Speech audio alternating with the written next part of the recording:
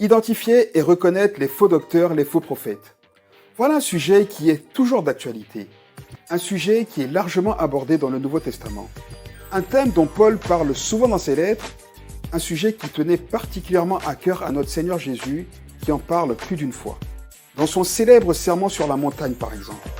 Discours fondamental de son enseignement dans lequel le Seigneur pose les bases de la vie du disciple, il aborde cette question. Un peu avant de conclure sa prédication, le Seigneur Jésus nous met en garde contre les faux prophètes, les faux docteurs, les faux pasteurs. Et avec cette mise en garde, le Seigneur nous donne l'indice le plus sûr pour les reconnaître afin de ne pas tomber dans leur piège. Il me semblait intéressant. Non, en fait, il me semblait indispensable que nous prenions le temps de nous y attarder. À toutes et à tous, bonjour.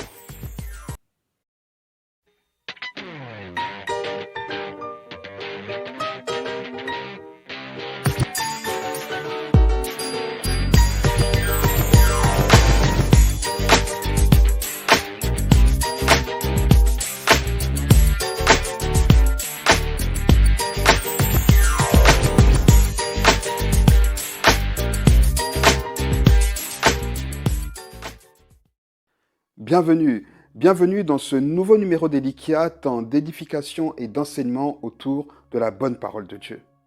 Pour commencer mon propos, laissez-moi vous lire les déclarations du Seigneur Jésus au sujet des faux prophètes, des faux docteurs, dans Matthieu 7, les versets 15 à 23.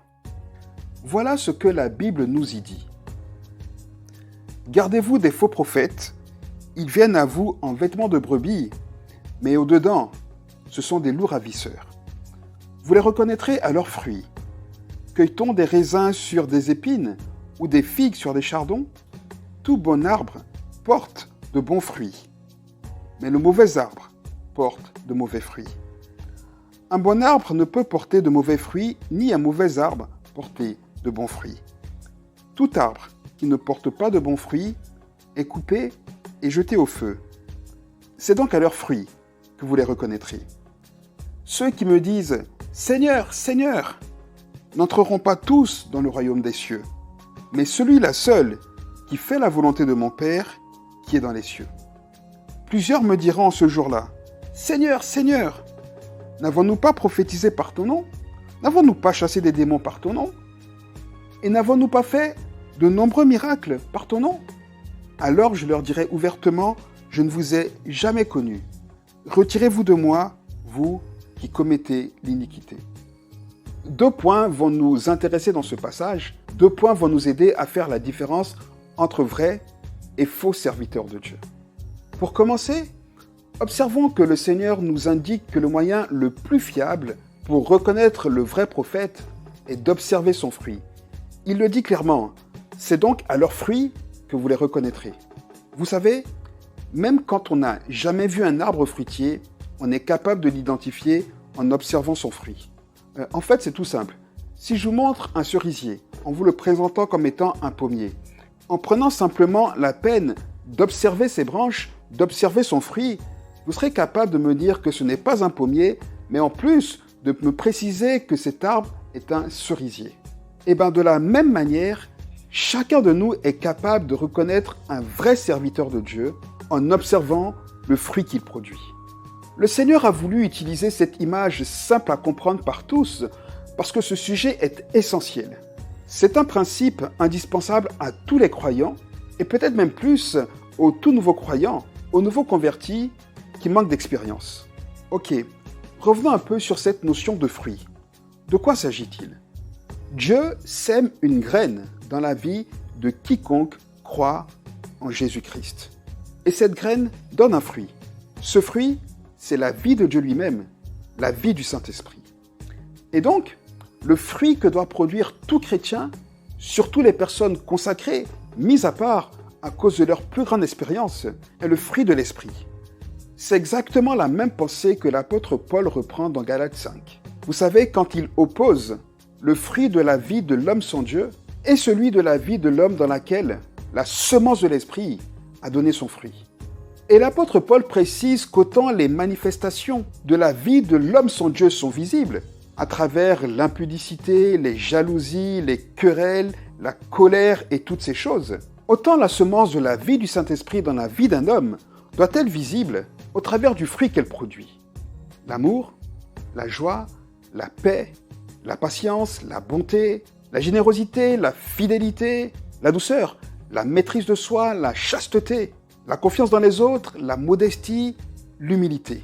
En clair, quelqu'un qui se présente comme prophète, comme docteur ou tout autre type de serviteur de Dieu et qui manifeste habituellement, naturellement, normalement et sans gêne une des œuvres de la chair que je viens de citer et dont vous pouvez retrouver la liste évidemment dans le chapitre 5 de la lettre de Paul aux Galates, n'est pas un vrai docteur, n'est pas un vrai prophète, n'est pas un vrai pasteur.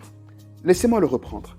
Quelqu'un qui se présente comme docteur, prophète, pasteur, enseignant, etc., etc., et qui est manifestement, habituellement, naturellement, normalement, et sans gêne, impudique, infidèle, méchant, jaloux, avare, colérique, toujours en train de chercher ou de créer des problèmes, de créer des histoires, jamais content, boudeur, impatient, orgueilleux, avare, intransigeant, dur.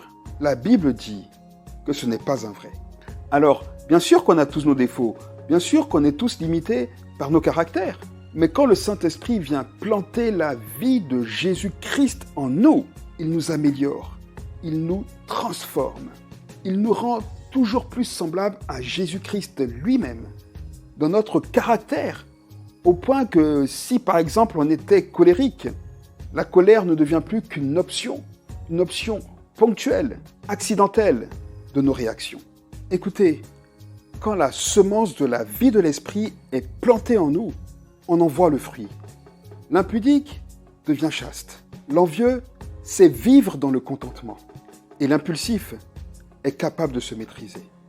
Le deuxième point que le Seigneur Jésus tient à relever dans ce texte concerne les dons dits charismatiques, les dons de guérison, etc., etc. Et le Seigneur Jésus nous dit que les dons ne sont en aucun cas signe de la vie de l'esprit. D'ailleurs, vous remarquerez que l'apôtre Paul, tout comme le Seigneur Jésus, traite la question des dons spirituels, mais jamais aucun des deux ne les présente comme étant le signe de la vie du Saint-Esprit en nous. Jésus dit que c'est à son fruit, et non à ses dons, qu'on reconnaît le serviteur, la servante de Dieu, tout comme le chrétien ou la chrétienne. Et pareil, l'apôtre Paul présente toujours le fruit de l'Esprit et jamais ses dons comme signe de sa vie en nous. C'est exactement ce que le Seigneur nous enseigne quand il dit que « Plusieurs me diront ce jour-là, Seigneur, Seigneur, n'avons-nous pas prophétisé en ton nom? N'avons-nous pas chassé des démons par ton nom? Et n'avons-nous pas fait beaucoup de miracles par ton nom ?» Vous remarquerez que le Seigneur ne dit pas qu'ils n'ont pas fait toutes ces choses-là. Bien au contraire, il ne dit pas qu'ils n'ont pas opéré de guérison, qu'ils n'ont pas manifesté de dons. Non, il dit juste « Certainement que vous avez fait ces choses-là, mais sans moi, parce que moi, je ne vous connais pas. » Et cette déclaration est très grave. Il nous faut absolument la prendre en considération et y réfléchir.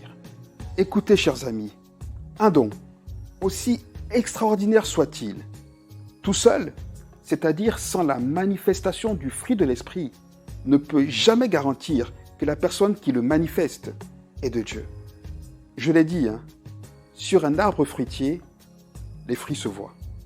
De la même manière, au travers d'un homme, d'une femme, né de nouveau, surtout d'un serviteur de Dieu, d'une servante de Dieu, le fruit de l'esprit, la vie de Jésus-Christ, son caractère, sa douceur, sa patience, sa sainteté, son amour doivent être visibles.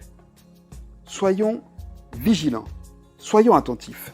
Il nous faut tous faire preuve de maturité pour ne pas laisser l'Église sujette aux loups déguisés en agneaux qui n'ont qu'un objectif, s'attaquer aux enfants de Dieu, les dévorer, les tuer.